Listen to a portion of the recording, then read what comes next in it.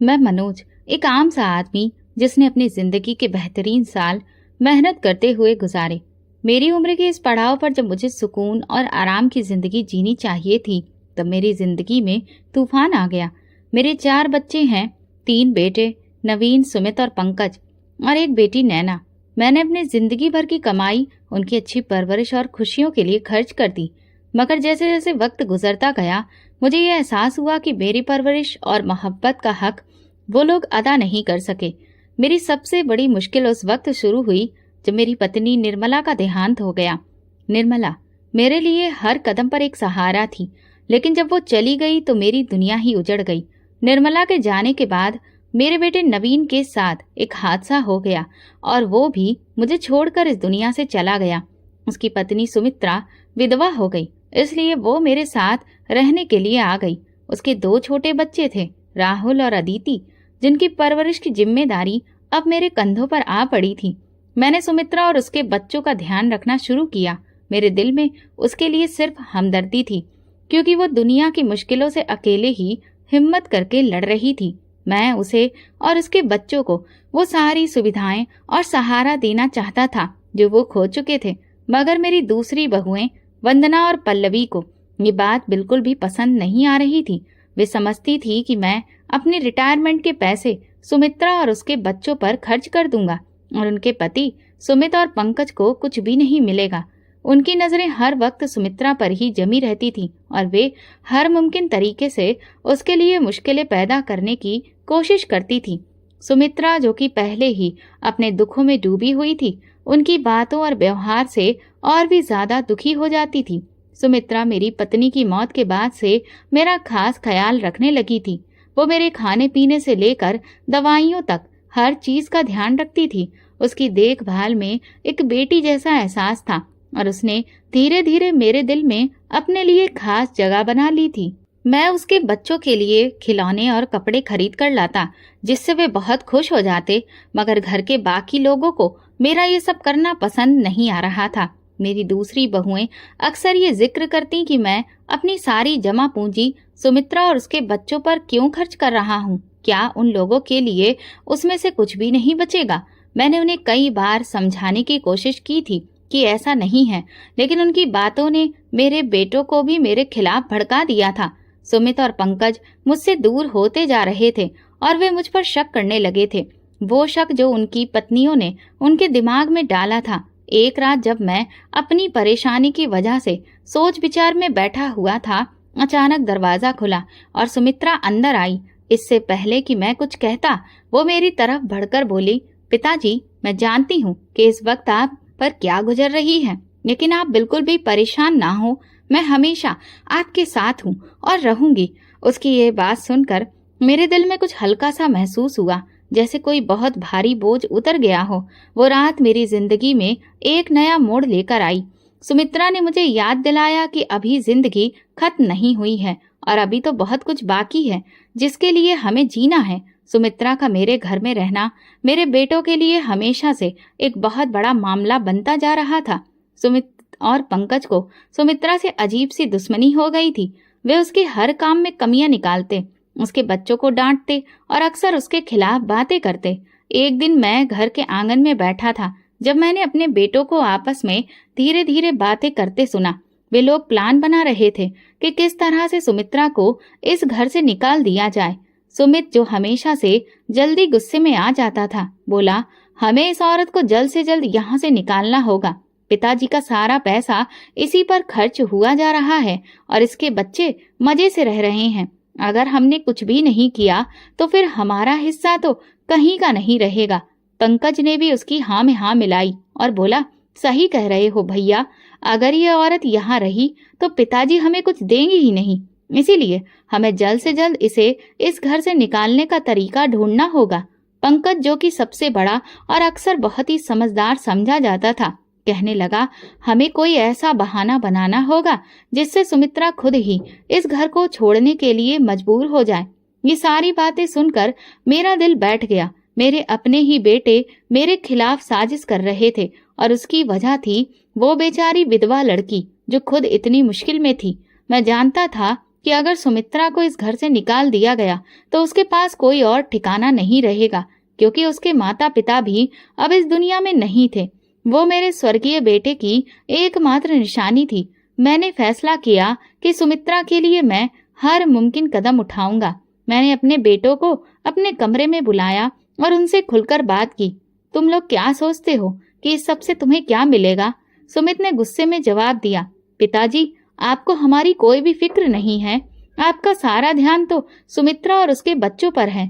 आखिर हमें भी अपनी जिंदगी अच्छे से गुजारनी है। अगर सारी रकम सुमित्रा पर ही खर्च हो गई तो फिर हमारे पास क्या बचेगा?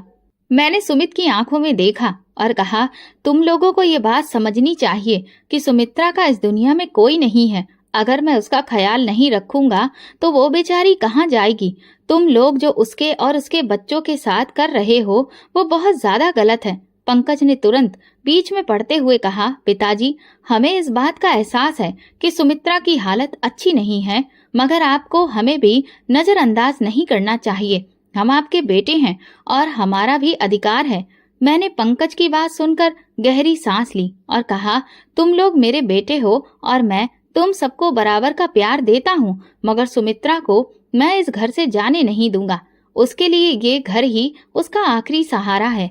अगर तुम लोगों को मेरे फैसले से ऐतराज है तो फिर तुम लोग अपने लिए कोई और रास्ता चुन लो, लेकिन सुमित्रा मेरे साथ इस घर में ही रहेगी।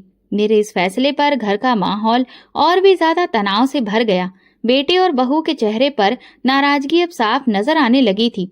हर रोज घर में किसी न किसी बात को लेकर कोई न कोई कलह या झगड़ा होता रहता था। कभी खाने की मेज पर छोटी मोटी बातों पर तानाकसी चलती थी तो कभी किसी बहाने से सुमित्रा को नीचा दिखाने की कोशिश की जाती थी। सुमित्रा भी इस माहौल में अब हद से ज्यादा मानसिक दबाव का शिकार हो रही थी। वह अपने बच्चों की तरफ देखती और फिर मेरी तरफ, और उसकी आंखों में एक अनजाना खौफ दिखाई देने लगता। मगर मैंने उसके और उसके बच्चों के लिए खुद से जो वादा किया था उसे पूरा करने का मैं ठान चुका था। एक दिन जब घर का माहौल हद से ज्यादा खराब हो गया, पंकज ने सुमित्रा से तीखे लहजे में कहा, यहाँ से चली क्यों नहीं जाती? इस घर में तुम्हारी अब कोई जगह नहीं है। उसकी बात सुनकर सुमित्रा का चेहरा उदास हो गया और उसकी आंखों में आंसू भर आए। मैं ये सब बर्दाश्त नहीं कर सका और पंकज को सख्ती से डांटा, ये क्या बकवास है? तुम्हारी हिम्मत कैसे हुई सुमित्रा से इस तरह बात करने की? वो मेरी बहू है और इस घर का हिस्सा भी है, जैसे कि तुम लोग हो, और वो यहाँ पर हमेशा रहेगी। पंकज मेरी इस बात पर चुप हो गया, मगर उसकी आंखों में गुस्सा अभी भी साफ झलक रहा था। घर के हालात दिन ब दिन बहुत खराब होते जा रहे थे, लेकिन मैंने फैसला कर लिया था कि चाहे कुछ भी हो, सुमित्रा और उसके बच्चों का साथ मैं नहीं छोड़ूंगा। अब हर दिन सुमित्रा के लिए एक नई परीक्षा लेकर आता था। मेरे बेटे और बहुओं की बातें और उनका व्यवहार सुमित्रा पर गहरा असर डाल रहा था। वो बहादुरी से इन सारे हालातों का सामना कर रही थी, लेकिन अब वो धीरे धीरे कमजोर पड़ती जा रही थी। एक दिन जब सुमित्रा ने नाश्ते के दौरान बहू की तीखी बातों का सामना किया तो वो खामोशी से उठकर अपने कमरे में चली गई। उसकी तबीयत पहले से ही ठीक नहीं थी और इन लगातार तानों की वजह से उसकी सेहत और ज्यादा बिगड़ गई। शाम तक उसकी हालत काफी बिगड़ गई। वो तेज बुखार और कमजोरी का शिकार हो गई थी। मैंने तुरंत उसे अस्पताल ले जाने का फैसला किया। अस्पताल में डॉक्टर ने बताया कि सुमित्रा की हालत काफी नाजुक है और उसे पूरी तरह से आराम करने की जरूरत है। डॉक्टर की बात सुनकर मेरा दिल बहुत बुरी तरह घबरा गया। मेरे दोनों पोते पोती के सिर से पहले ही पिता का साया उठ चुका था, लेकिन अब मैं उनकी माँ को भी उनसे दूर नहीं होने देना चाहता था। इसलिए मैंने फौरन उसकी देखभाल का इंतजाम किया। मैं दिन रात उसके साथ अस्पताल में रहा, उसकी दवा और खाने पीने का खास ख्याल रखा।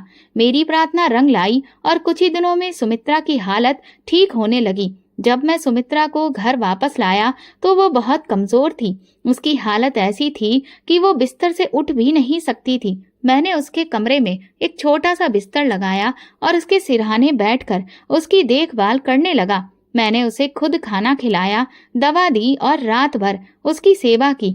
सुमित्रा, जो अपने दुखों के साथ साथ इस बीमारी से भी जूझ रही थी, धीरे धीरे सेहतमंद लगने लगी। मेरी सेवा और देखभाल ने उसे वो सहारा दिया जो उसे मुश्किल वक्त में चाहिए था। कुछ दिनों में उसके चेहरे पर वही पुरानी रौनक वापस आने लगी। लेकिन ये सब कुछ घर के बाकी लोगों को कैसे बर्दाश्त हो सकता था। वंदना, जो कि सुमित की पत्नी थी, हर पल मौके की तलाश में रहती थी। उसने अपने फोन में मेरा और सुमित्रा के इन सभी पलों को कैमरे में उतारना शुरू कर दिया। जब मैं उसकी अच्छे से देखभाल कर रहा था, वो चुपचाप वीडियो और तस्वीरें बना रही थी और बाद में उन्हें अपने पति के साथ साझा कर देती थी। मेरी दोनों बहुएं आपस में मिली हुई थी। वे हर मुमकिन कोशिश कर रही थी कि किसी भी तरह सुमित्रा को इस घर से निकाल दें और इस घर की मालकिन बन जाएं। इसलिए वे झूठे सबूत इकट्ठे कर रही थी ताकि उनके दम पर सुमित्रा को घर से निकालने में कामयाब हो जाएं। एक दिन जब मैं कमरे में बैठा अखबार पढ़ रहा था, सुमित और पंकज मेरे सामने आ गए और कहने लगे, पिताजी, अब हम आपकी ये हरकतें और ज्यादा बर्दाश्त नहीं कर सकते। अब सब कुछ हमारी सहनशीलता से बाहर होता जा रहा है। आपको तो अपनी इज्जत की कोई परवाह नहीं, पर अब तो आप हमारी इज्जत का भी ख्याल नहीं रखते। अगर आपकी ये हरकतें मोहल्ले वालों या बाकी लोगों के सामने आ गईं, तो हम लोगों का तो कहीं मुंह दिखाना मुश्किल हो जाएगा। इसलिए अच्छा यही होगा कि आप सही रास्ते पर आ जाएं और सुमित्रा को इस घर से बाहर निकाल दें। वो अभी जवान है, उसे तो कोई भी शादी करने के लिए तैयार हो सकता है। और रही बात बच्चों की, तो उनकी जिम्मेदारी आप बेशक उठा लीजिए, हमें इससे कोई ऐतराज नहीं। आखिर वो आपके बेटे की औलादें हैं। लेकिन सुमित्रा को अब हम इस घर में बर्दाश्त नहीं कर सकते। मैंने उन लोगों से कहा, भला तुम लोग कहना क्या चाहते हो? जो भी बात है साफ साफ मुझे बताओ, क्योंकि मुझे कुछ भी समझ नहीं आ रहा था कि वे लोग क्या कहना चाहते हैं। इसके बाद पंकज ने अपना मोबाइल निकाला और मुझे वे तस्वीरें दिखाई जो चोरी छुपे ली गई थीं। जब मैं सुमित्रा को दवा पिला रहा था और उसके सिर को दबा रहा था, क्योंकि उस वक्त उसे मेरी काफी ज्यादा जरूरत थी। हालांकि होना तो ये चाहिए था कि उसकी देवरानी या जेठानी उसका ख्याल रखें, लेकिन इसके बजाय उन लोगों ने हमारी तस्वीरें खींची और इतना बड़ा तमाशा बना दिया। उनकी बातें सुनकर मेरे होश उड़ गए। मेरे अपने ही बेटे, जिन्हें मैंने अपनी मेहनत और कमाई से पाल पोस कर बड़ा किया था, आज वो मेरे ही खिलाफ खड़े थे। मैंने एक लम्हे के लिए खामोशी ओढ़ ली, मगर फिर मेरी आंखों में गुस्से की चिंगारी चमकने लगी। तुम लोगों को शर्म नहीं आती? मैंने गुस्से से कहा। मेरी परवरिश, मेरे प्यार का ये सिला दिया। मैंने तुम्हें क्या नहीं दिया और अब तुम मुझ पर ये इल्जाम लगा रहे हो कि मेरे और सुमित्रा के बीच में कुछ गलत है। सुमित ने ताना मारते हुए कहा, पिताजी, हम बस वही दिखा रहे हैं जो सच है। मेरे दिल में गम और गुस्सा दोनों एक साथ उठ रहे थे। मैंने फैसला किया कि मैं उनके सामने हार नहीं मानूंगा। तुम लोग ये वीडियो जहां चाहे दिखाओ, मैं अपनी इज्जत और सच्चाई के लिए खड़ा रहूंगा। सुमित्रा इस घर का हिस्सा है और मैं उसका साथ कभी नहीं छोड़ूंगा। मेरे इस सख्त जवाब पर सुमित और पंकज के चेहरे पर नाराजगी और मायूसी नजर आई। वे समझ गए कि मैं उनके दबाव में नहीं आने वाला, लेकिन मैं जानता था कि मामला यहीं खत्म नहीं होगा और मुझे अभी और भी ज्यादा मुश्किलों का सामना करना पड़ेगा। सुमित्रा, जो अब बेहतर हो रही थी, उसे भी इस बात का अंदाजा नहीं था कि मेरे बेटों ने क्या मंसूबा बना रखा है। घर का माहौल अब और ज्यादा तनावपूर्ण हो गया था, मगर मैंने ठान लिया था कि सुमित्रा को किसी भी कीमत पर इस घर में रहने दूंगा। भले ही तनाव और टेंशन बना रहता था, लेकिन सुमित्रा के साथ जो हो रहा था वो मेरे लिए सबसे ज्यादा तकलीफ दे था। उसका पति, जो उसका एकमात्र सहारा था, हाथ से निकल चुका था। इस हादसे ने सुमित्रा की जिंदगी को उलट पुलट कर रख दिया था। अब वो अकेली और बेसहारा थी। अपने बच्चों के साथ एक ऐसे घर में थी जहां उसकी कदर करने वाला कोई नहीं था। हादसे के बाद से सुमित्रा की देवरानी और जेठानियां उसके साथ बहुत बुरा व्यवहार कर रही थी। वो हमेशा ये जताती थी कि वो इस घर पर बोझ है और अगर वो यहाँ से चली जाए तो सबके लिए बेहतर होगा। लेकिन सुमित्रा को ये बात समझ नहीं आती थी कि आखिर उसके साथ ऐसा व्यवहार क्यों हो रहा है। एक दिन जब मैं घर वापस आया तो सुमित्रा के कमरे से रोने की आवाज आ रही थी। मैं अंदर गया तो देखा कि उसके हाथ में अपने पति की एक तस्वीर थी और वो आंसुओं से भीगी हुई थी। मैंने उससे पूछा, क्या हुआ बेटी, क्यों रो रही हो? सुमित्रा ने करुण दृष्टि से मुझे देखा और कहा, पिताजी, मुझे तो ऐसा लगता है कि यह हादसा कोई हादसा नहीं था। उसकी बात सुनकर मेरा दिल कांप गया। ये तुम क्या कह रही हो? मैंने पूछा तो वो कहने लगी, मुझे पता नहीं क्यों, लेकिन मेरे दिल में एक अजीब सा ख्याल उठ रहा है कि इस सबके पीछे जरूर कोई साजिश थी। नवीन मुझे हमेशा कहते थे कि वो मुझसे बहुत प्यार करते हैं, लेकिन उनके आखिरी दिनों में वो बहुत परेशान रहते थे, जैसे कि वो किसी के दबाव में थे। मैंने सुमित्रा को तसल्ली दी और कहा, बेटी ये सब तुम्हारा वहम है। नवीन की मौत एक हादसा थी और उसमें किसी की साजिश नहीं हो सकती। लेकिन फिर मेरे दिल में भी शक की लहर उठने लगी थी। वक्त गुजर गया, मगर सुमित्रा के साथ मेरी बाकी बहुओं का व्यवहार और भी ज्यादा बुरा हो गया था। वे लोग उसे हर रोज ताने देती और उसे घर से निकालने की बातें करती, लेकिन इस सब के पीछे एक और खौफनाक मंसूबा था जिसका अंदाजा किसी को नहीं था। सुमित्रा के साथ मेरी बाकी बहुओं का मकसद सिर्फ इतना था कि वो उसे घर से निकालकर इस घर की जायदाद और मेरे रिटायरमेंट की रकम पर कब्जा कर सकें। वे जानती थी कि अगर सुमित्रा यहाँ रही तो उनके मंसूबों में रुकावट बनी रहेगी, इसलिए उन्होंने अपने पतियों के साथ मिलकर एक साजिश रची थी। सुमित्रा के पति का वो हादसा एक मामूली दुर्घटना नहीं था, वो सोच समझकर किया गया षड्यंत्र था ताकि सुमित्रा मजबूर होकर इस घर को छोड़ दे। लेकिन सुमित्रा की बेगुनाही और सादगी ने उसे अभी तक इस गहरी साजिश का एहसास नहीं होने दिया था। एक रात जब सब सो रहे थे, पल्लवी और पंकज आपस में बातें कर रहे थे। पल्लवी ने पंकज से कहा, हमारी पहली साजिश कामयाब हो चुकी है, मगर अब हमें बहुत ही सावधानी से काम लेना होगा। अगर सुमित्रा को जरा सा भी शक हुआ तो वो हमारे खिलाफ हो सकती है। हमें उसे किसी भी तरह से घर से निकालना है और इसके बाद पिताजी की सारी जायदाद और रिटायरमेंट की रकम हमारी होगी। पंकज ने सिर हिलाया और कहा, हाँ, लेकिन हमें ये सब बहुत ही सावधानी से करना होगा, कोई भी जल्दबाजी नहीं करनी चाहिए। मैं इन सब बातों को बर्दाश्त और नजरअंदाज कर रहा था, मगर सुमित्रा के लिए ये सब अब बर्दाश्त से बाहर हो चुका था। एक दिन जब मैं घर आया तो सुमित्रा मेरे सामने आई। उसकी आंखों में अजीब सी थकान थी। उसने कहा, पिताजी, मैं अब इस घर में और नहीं रह सकती। मुझे रोज ताने मिलते हैं, रोज दुख पहुंचाया जाता है। मैंने फैसला किया है कि मैं नौकरी करूंगी और अपने बच्चों का पेट खुद पालूंगी बिना किसी के रहमो करम के। इसलिए अब आप हमें इस घर से जाने दें। उसकी बात सुनकर मेरा दिल जैसे फट गया। मेरे लिए ये सुनना बहुत मुश्किल था कि मेरी बहू, जो मेरी अपनी बेटी जैसी थी, इस घर को छोड़ने की बात कर रही थी। मैंने कहा, बेटी, तुम्हें कहीं जाने की जरूरत नहीं है। ये घर तुम्हारा है और हमेशा रहेगा, और अगर तुम नौकरी करना चाहती हो तो मैं तुम्हारी मदद करूंगा, लेकिन ये घर छोड़ने की बात मत करो। सुमित्रा ने मेरी बात सुनी, मगर उसके चेहरे पर परेशानी थी। पिताजी, मैं आपकी बहुत इज्जत करती हूँ, मगर मैं यहाँ नहीं रह सकती। मेरे बच्चे इस माहौल में खुश नहीं हैं और मैं उन्हें तकलीफ से नहीं गुजरने देना चाहती। मैं नौकरी करूंगी और अपने बच्चों का ख्याल रखूंगी, लेकिन हमें घर से जाने दीजिए। मेरी आंखों में आंसू आ गए, मगर मैं जानता था कि सुमित्रा के लिए ये फैसला कितना मुश्किल था। मैंने उससे कहा, बेटी, अगर तुम यही चाहती हो तो मैं तुम्हें नहीं रोकूंगा, लेकिन याद रखना, ये घर हमेशा तुम्हारा रहेगा। तुम जब चाहे वापस आ सकती हो। सुमित्रा ने मुझे धन्यवाद कहा और वो रात भर सोच में डूबी रही। अगले दिन उसने नौकरी की तलाश शुरू कर दी। जब सुमित्रा ने नौकरी शुरू की तो मैंने महसूस किया कि वो बाहर की दुनिया में एक नए अंदाज से जीने की कोशिश कर रही थी। उसने अपने बच्चों के लिए खुद को मजबूत बनाया और उन्हें बेहतर जिंदगी देने की जिद में जुट गई। एक दिन जब मैं बाजार जा रहा था तो मैंने सुमित्रा को एक ऑफिस के बाहर देखा। वो बहुत व्यस्त नजर आ रही थी, मगर उसके चेहरे पर एक अजीब सी मुस्कुराहट थी। मैं उसका हौसला बढ़ाने के लिए उसके पास गया। वो भी मुझे देखकर मुस्कुरा दी।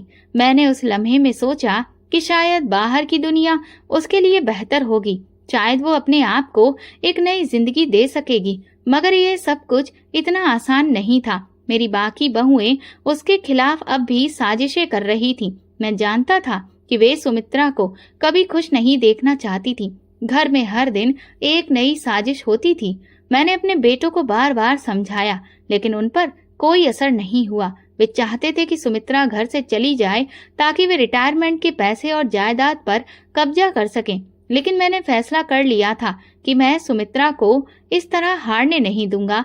ये लड़ाई मैंने अपने दिल में शुरू की थी और अब मैं इसे जीतना चाहता था। बाहर की दुनिया में भी मुझे मुश्किलों का सामना करना पड़ रहा था। लोग बातें बनाते, कुछ मेरे बच्चों के बारे में और कुछ सुमित्रा के बारे में। मैं हर रोज इन बातों से गुजरता, मगर मैंने कभी हिम्मत नहीं हारी। मैं जानता था कि सच्चाई हमेशा जीतती है और मुझे अपने उसूलों पर कायम रहना है। मेरी जिंदगी के साथ सुमित्रा की जिंदगी भी एक ऐसी दास्तान बन चुकी थी जो रोज और भी ज्यादा पेचीदा होती जा रही थी। जब सुमित्रा ने नौकरी शुरू की तो उसे महसूस हुआ कि घर के बाहर की दुनिया में भी मुश्किलें कम नहीं हैं। लेकिन एक दिन ऐसा हुआ कि सुमित्रा को बाहर के माहौल से एक ऐसी हकीकत का पता चला जिसने उसकी जिंदगी को हिलाकर ही रख दिया था। सुमित्रा ऑफिस में काम करते हुए अपने कुछ साथियों के साथ खाना खा रही थी कि फिर एक बात उसके कानों में पड़ी। एक औरत जो कि उसके साथ काम करती थी, उसने उससे उसके पति के हादसे के बारे में पूछा। सुमित्रा ने गमगीन लहजे में कहा कि मेरे पति का देहांत एक हादसे में हुआ था और ये सब बहुत अचानक था। मैं आज तक इस सच्चाई को सपना नहीं समझ पाई हूँ। उस औरत ने एक लम्हे के लिए खामोशी ओढ़ी, फिर धीरे से बोली, सुमित्रा, मैंने कुछ लोगों से सुना था कि वो हादसा खुद से नहीं हुआ था। शायद तुम्हारे पति की मौत के पीछे कोई साजिश थी। ये बात सुनकर सुमित्रा का दिल धक्क से रह गया। उसने हैरत से पूछा, तुम ये क्या कह रही हो? उस औरत ने बात जारी रखी, मैंने खुद तो कुछ नहीं देखा, मगर कुछ लोगों ने कहा कि तुम्हारे पति के साथ जो हुआ वो एक साजिश थी। शायद तुम्हें इस बारे में सोचना चाहिए। सुमित्रा की जिंदगी की डोर जैसे पल भर में ही खिंच गई थी। वो सच जानना चाहती थी, मगर उसके लिए क्या करना था ये वो नहीं जानती थी। उसे ये एहसास हुआ कि शायद उसके पति की मौत के पीछे कोई ऐसा राज छुपा है जो अब तक पता नहीं चल पाया। ये बात उसके दिल में एक खंजर की तरह घुस गई। उसने खुद को मजबूत करने का फैसला किया कि वो इस सच्चाई को सामने लाएगी, चाहे इसके लिए उसे कितनी ही मुश्किलों का सामना क्यों न करना पड़े। सुमित्रा ने मुझसे ये बात नहीं छुपाई। एक दिन जब वो मेरे साथ बैठी थी, उसने धीरे से कहा, पिताजी, मुझे शक है कि मेरे पति की मौत कोई हादसा नहीं थी। मुझे लगता है कि ये साजिश थी। मैंने सुमित्रा की बात सुनी, मगर मैं जानता था कि ये बात कितनी तकलीफदेह हो सकती है। मैंने सुमित्रा से कहा, बेटी, अगर तुम्हें ये लगता है तो हमें सच जानने के लिए हर मुमकिन कोशिश करनी चाहिए, मगर याद रखना, इस रास्ते पर चलना बहुत मुश्किल हो सकता है। सुमित्रा ने मेरी बात सुनकर हिम्मत की और फिर कहा, मैं तैयार हूँ पिताजी। मैं अपने पति के लिए इंसाफ चाहती हूँ और उसके लिए कुछ भी करूंगी। इसके बाद सुमित्रा ने धीरे धीरे सच्चाई की खोज शुरू की। वो उन लोगों से मिलने लगी जिन्होंने हादसे के बाद कुछ सुना था या देखा था। वो अपने काम के दौरान भी इन बातों को सोचती रही और रातों को जाग कर भी इस पर सोच विचार करती रही। आखिरकार सुमित्रा को कुछ ऐसे सबूत मिले जिन्होंने उसके दिल में ये यकीन पैदा कर दिया कि उसके पति की मौत एक साजिश का नतीजा थी। उसने ये बात मुझे बताई और हम दोनों ने मिलकर उस साजिश को बेनकाब करने का फैसला कर लिया। ये हमारे लिए बहुत बड़ी खुशी की बात थी कि हम कामयाब होते जा रहे थे। इसलिए मैंने अपने बेटे और बहुओं से कुछ भी छुपाना ठीक नहीं समझा। मैं यही सोचता था कि मेरे और सुमित्रा की तरह बाकी घर वालों को भी खुशी होगी, पर मेरी सोच गलत निकली।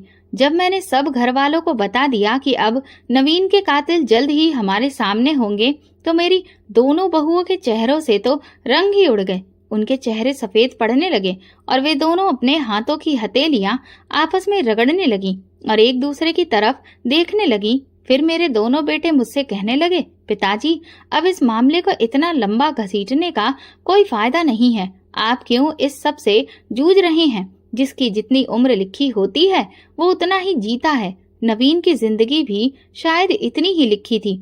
आप इन मामलों से दूर रहें। वैसे भी इस हादसे को गुजरे अब काफी साल हो चुके हैं। अब आपके हाथ जितने भी सबूत लगे हैं उनसे भी आप कुछ नहीं कर पाएंगे। इसलिए हम नहीं चाहते कि आप इस उम्र में ज्यादा भाग दौड़ करके इस मामले को बढ़ाएं। भगवान हमारे भाई को स्वर्ग दे। आप इस किस्से को यहीं खत्म कर दें। पंकज ने जब ये बात कही तो मैंने सुमित्रा की तरफ देखा। उसके चेहरे पर एक मायूसी छा गई थी जो मुझे बिल्कुल भी अच्छी नहीं लग रही थी। सुमित्रा कितनी मुश्किल से यहाँ तक पहुंची थी ये बात सिर्फ मैं ही जानता था, क्योंकि सुमित्रा की जिंदगी में उसके हर दुख सुख का साथी सिर्फ मैं ही था और सिर्फ उसे मैं ही समझ सकता था। बाकी घर वाले तो उसे और उसके बच्चों से सिर्फ अपनी जान छुड़ाना चाहते थे। सुमित्रा और मैं सबूत हासिल करने की खोज जारी रखे हुए थे कि कुछ दिन गुजरते ही जब मैं और सुमित्रा इस पूरे मामले पर बात कर रहे थे तो कमरे के दरवाजे पर दस्तक हुई। मैंने जाकर जब दरवाजा खोला तो मेरी दोनों बहुएं और दोनों बेटे दरवाजे के बाहर खड़े थे। मेरे बेटे ने मुझसे सवाल किया, पिताजी आपने दरवाजा बंद क्यों किया था? उनके सवाल ने मुझे हैरान कर दिया कि मेरा बेटा एक बार फिर मुझ पर शक कर रहा था। मैंने अपने बेटे को जवाब दिया, तुम लोगों को कोई भी अधिकार नहीं बनता कि तुम लोग मुझसे ये सवाल करो। मेरे बेटों ने मुझसे कहा, पिताजी अब हम अपने घर में आपकी ये सारी हरकतें बर्दाश्त नहीं कर सकते। मुझे उन दोनों पर बहुत गुस्सा आ रहा था पर मैं अपनी सफाई में कुछ भी पेश नहीं कर पा रहा था। मेरे दोनों बेटे मुझसे कह रहे थे कि अगर आप दोनों को आपस में सिर्फ बात ही करनी थी तो आपने कमरे का दरवाजा क्यों बंद कर रखा था? उन लोगों के इस तरह के सवाल सुमित्रा की हिम्मत तोड़ रहे थे। मैं अब हरगिज अपने बेटों को ये नहीं बताना चाहता था कि मैं नवीन की मौत के सबूत इकट्ठा कर रहा हूँ, क्योंकि जब भी मैंने उन्हें बताया था तब उन्होंने मुझे इस बात से रोकने की कोशिश की थी जिससे सुमित्रा मायूस हो जाती थी, जो मैं बिल्कुल भी नहीं चाहता था। मेरी दोनों बहुएं सुमित्रा का हाथ पकड़कर उसे कमरे से खींचती हुई बाहर ले आईं और अपने पतियों से कहने लगीं, अब हम उसे एक पल के लिए भी इस घर में बर्दाश्त नहीं कर सकती। ये बहुत ही बदकिरदार औरत है, इसे अब इस घर से जाना ही पड़ेगा। सुमित्रा की आंखों से गिरने वाला हर आंसू इस बात की गवाही दे रहा था कि सुमित्रा बदकिरदार नहीं बल्कि एक पाक दामन लड़की है। मुझे अपने बेटों और बहुओं की गंदी सोच पर हैरत हो रही थी। मैंने उनसे कहा, हाँ आज के बाद सुमित्रा इस घर में नहीं रहेगी। तो सुमित्रा ने भी मेरी तरफ हैरानी से देखा। फिर मैंने कहा, सुमित्रा के साथ साथ मैं भी इस घर से चला जाऊंगा। तो मेरे बेटों के चेहरों से तो रंग ही उड़ने लगा था और मेरी दोनों बहुएं परेशान नजर आने लगी। मैंने सुमित्रा के सिर पर हाथ फेरा और फिर उसके बच्चों को उठाया। हमने घर से जरूरत का कोई भी सामान नहीं लिया और यूं ही घर से निकल आए। मुझे पता था कि मेरे बेटे मेरी ही कमाई खाते हैं, इसीलिए मेरे बिना वे बिल्कुल भी नहीं रह पाएंगे और खुद ही मुझसे माफी मांगने आ जाएंगे। सुमित्रा ने मुझे बहुत रोका और समझाया, पिताजी आप अपने घर को छोड़कर मत जाइए। मुझे बहुत अफसोस हो रहा है कि मेरी वजह से आप पर ऐसे घटिया इल्जाम लगे। आपकी जिंदगी को मैंने बहुत मुश्किल में डाल दिया है। आप मुझे जाने दें और खुद वापस घर चले जाएं। लेकिन मैं अपने फर्ज से कैसे बच सकता था? सुमित्रा मेरा फर्ज बन चुकी थी क्योंकि मेरा बेटा इस दुनिया में नहीं था, इसलिए उसकी और उसके बच्चों की जिम्मेदारी अब मेरे कंधों पर थी। मैं अपनी सारी जिंदगी हर जिम्मेदारी निभाता आया था, तो फिर इस जिम्मेदारी से कैसे पीछे हट सकता था जब सुमित्रा का इस दुनिया में अब मैं ही एकमात्र सहारा था। मैंने एक किराए का मकान लिया जहां पर मैं सुमित्रा और उसके बच्चों के साथ रहने लगा। कुछ ही दिन बीते थे कि सुमित्र और पंकज दोनों मुझसे माफी मांगने आ गए। मैं अच्छी तरह समझता था कि वे किस लिए माफी मांगने आए थे। उन्हें मुझसे नहीं मेरे पैसों से प्यार था। मैं उनका बाप था, लेकिन उन्होंने अपनी पत्नियों के कहने पर मुझ पर जो गंदे इल्जाम लगाए थे वो बात मैं कभी भूल नहीं सकता। उन्होंने मुझे बुरी तरह जलील किया था और ये भी कभी भुलाया नहीं जा सकता था। मुझे मालूम था कि उनके पास अब खाने पीने तक को कुछ नहीं बचा था, इसीलिए वे मेरे पास लौटे थे। वे मेरे पैसों को कभी अपने हाथ से जाने नहीं देना चाहते थे, इसीलिए उन्होंने एक हफ्ता भी नहीं लगाया और आकर मुझसे माफी मांगने लगे। पर मैंने भी सोच लिया था कि इस बार मैं उनके साथ वापस नहीं जाऊंगा। सुमित्रा ने मुझे समझाया, पिताजी आप अपने बेटों के पास लौट जाइए, मैं इस घर में अकेली रह लूंगी। पर मैं सुमित्रा की ये बात नहीं मान सकता था। मैंने अपने बेटों को वापस भेज दिया। एक दिन बच्चों को स्कूल छोड़ने के बाद मैं और सुमित्रा घर की जरूरत का सामान लेने बाजार जा रहे थे। तभी मुझे वो चौकीदार दिखाई दिया जो नवीन के दफ्तर के बाहर नौकरी करता था। उसने हालचाल पूछने के बाद सुमित्रा की ओर देखकर कहा, सुमित्रा की विधवा हालत देखकर मुझे बहुत दुख होता है। उनके साथ बहुत बड़ी नाइंसाफी हुई है। फिर वो मुझसे कहने लगा, मनोज भाई साहब आपने बहुत बड़ी गलती कर दी। नवीन के कातिलों को सजा दिलवाने के लिए आपने जरा भी कोशिश नहीं की। वे तो इस शहर के कुख्यात गुंडे थे जो चंद पैसों के लिए कुछ भी कर सकते थे। अगर आप उन्हें थाने ले जाते तो वे फौरन गुनाह कबूल कर लेते और आपको उस इंसान तक भी पहुंचा देते जिसने ये सब करवाया था। लेकिन आपने सब कुछ हादसा मानकर चुप्पी साध ली। ये एक हादसा नहीं था। मैंने उसकी सारी बातें सुनकर कहा, उस वक्त तुमने चुप्पी क्यों साध ली थी? अब अगर जरा सा भी कोई सबूत मिल गया और मुझे पता चल गया कि ये सब किसने करवाया है तो मैं उसे कभी माफ नहीं करूंगा। मैं उसे जरूर सजा दिलवाऊंगा जिसने सुमित्रा और उसके बच्चों की जिंदगी बर्बाद कर दी, जिसने मेरे बुढ़ापे का सहारा मुझसे छीन लिया। मुझे अब एहसास हो चुका है कि नवीन की मौत एक हादसा नहीं बल्कि एक सोची समझी साजिश थी। मैंने चौकीदार से पूछा, तुम उस समय वहीं नौकरी करते थे? क्या तुम मेरी कुछ मदद कर सकते हो? चौकीदार ने कहा, मनोज साहब, मैं तो नवीन साहब की मौत के बाद वो नौकरी छोड़ चुका हूँ। उनके बाद मेरा वहाँ दिल नहीं लगता था। मेरे पास कोई ठोस सबूत तो नहीं है, लेकिन हाँ, ऑफिस के सीसीटीवी कैमरों की कुछ वीडियोज हैं उन दिनों की जब नवीन साहब की मौत हुई थी। अगर आप चाहें तो मैं आपको वो दे सकता हूँ। मैंने कहा, हाँ जरूर दो, हो सकता है उनमें कुछ सुराग मिल जाए। अगले दिन वो चौकीदार मेरे घर आया और मेरे हाथ में एक पेन ड्राइव दे दी जिसमें सारी रिकॉर्डिंग्स मौजूद थी। मैंने वो पेन ड्राइव सुमित्रा के लैपटॉप में चलाई। जैसे ही वीडियो चली, नवीन का चेहरा स्क्रीन पर उभरा। उसे देखकर मैं खुद को रोक नहीं पाया और मेरी आंखों से आंसू बहने लगे। मेरा जवान बेटा, मेरा बहादुर बेटा वीडियो में चहल पहल करता हुआ हंसते मुस्कुराते लोगों से बातें कर रहा था। नवीन हमेशा हंसकर ही बात करता था। उसके चेहरे पर मैंने कभी गुस्सा या नाराजगी नहीं देखी थी। सुमित्रा ने मेरे कंधे पर हाथ रखकर मुझे दिलासा दिया। उसने कहा, पिताजी, अब हम नवीन के कातिलों तक जरूर पहुंचेंगे। हमें जरूर इंसाफ मिलेगा। हम नवीन के कातिलों को सजा दिलवा कर रहेंगे। मैंने सुमित्रा से कहा, बेटी, मैं तो एक बूढ़ा इंसान हूँ। अगर तुम्हारा साथ ना होता तो मैं कभी भी ये जंग नहीं लड़ पाता। फिर एक वीडियो में हमें दिखा कि कुछ लोग नवीन से बात कर रहे थे। वे उसे छत पर ले जाने के लिए कह रहे थे। नवीन के ऑफिस की बिजली की कुछ तारों में खराबी आ गई थी, जिसे ठीक करने के लिए नवीन ने खुद मिस्त्रियों को बुलाया था। नवीन जब छत पर चढ़ गया तभी कुछ और लोग आए और नवीन के बारे में पूछने लगे। हमें नवीन साहब ने बुलाया है बिजली ठीक करने के लिए, लेकिन नवीन तो पहले ही कुछ लोगों के साथ छत पर जा चुका था। फिर ये कौन थे? किसी ने ज्यादा ध्यान नहीं दिया और उन्हें भी छत पर भेज दिया। जैसे ही वे छत पर पहुंचे, कुछ देर बाद चीखते हुए नीचे आए। छत पर नवीन साहब की लाश पड़ी है। पूरा ऑफिस में भगदड़ मच गया। नवीन की लाश को नीचे लाया गया। ऑफिस के लोगों ने छानबीन की, जिससे पता चला कि नवीन की मौत बिजली का करंट लगने की वजह से हुई थी। सबने मान लिया कि एक हादसा था। हैरत की बात तो ये थी कि जो लोग पहले नवीन के साथ छत पर गए थे, वे लोग कौन थे और कहाँ गए, ये जानने की किसी ने कोशिश नहीं की।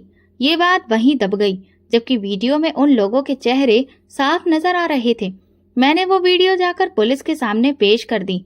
पुलिस ने खुद ही उन गुंडों को पकड़ लिया, क्योंकि वे शहर के मशहूर गुंडे थे जो अक्सर पकड़े जाते थे और फिर सजा पूरी होने के बाद छूट जाते थे, लेकिन अपनी हरकतों से बाज नहीं आते थे।